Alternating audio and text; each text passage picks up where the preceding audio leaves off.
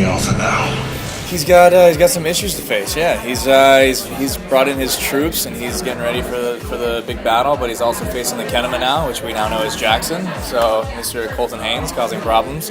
But yeah, it's gonna be. We've set it up for a very interesting last 5 episodes. So yeah, he's a little bit of the troublemaker in this. I guess it's a little bit. It's on his shoulders a little bit. So I think he feels that added responsibility, and I think that's why the idea of letting the Kenema go and just dealing with the Argents right now.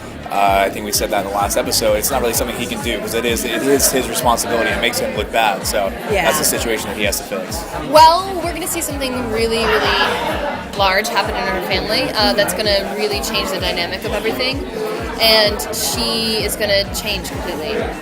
But it's justified, and so she seeks vengeance in a physical way. I think there's always hope. I think there's always hope when it comes to love.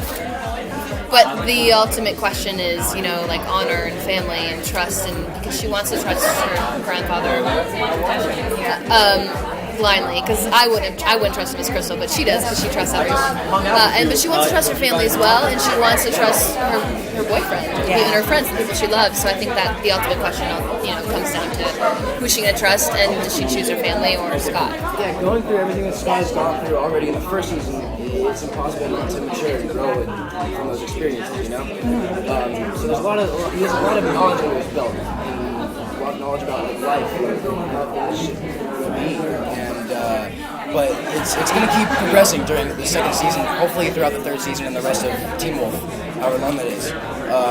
So it's a really cool character arc and transition for Scott, because at first he was just this kid who was he was bummed all the time because he wants to be popular and he's this nobody and his life sucks, and then he turned into a werewolf and his life sucked even more.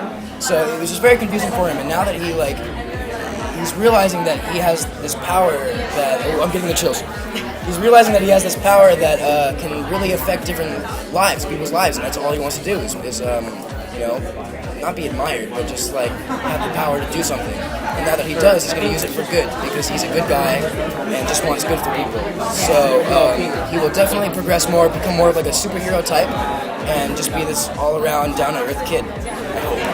Yeah, I think when anyone's put in a vulnerable situation, you get to see who they really are as a person, because when they're tested, they're forced to be themselves in order to make the right decision.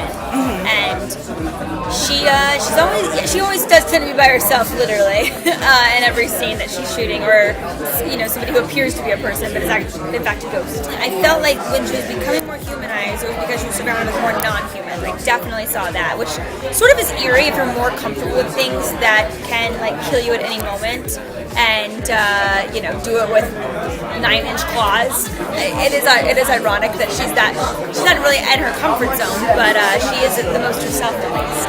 I think she has a lot of questions for the season 2, and she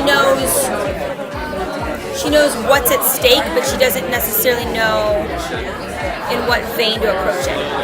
And so, I think obviously Lydia's out for Lydia at the end of the day, and whose Lydia's priorities are. I think definitely Jackson's one of them.